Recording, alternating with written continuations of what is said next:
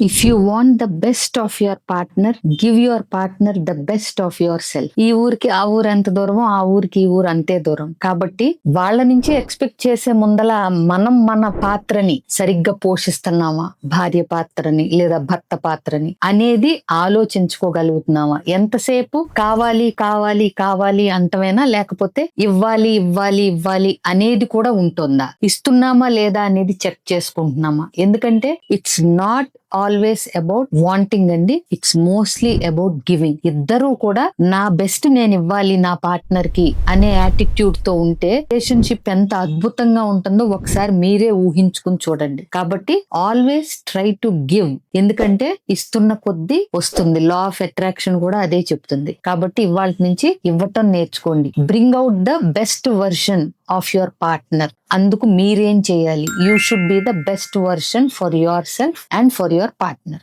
Thank you.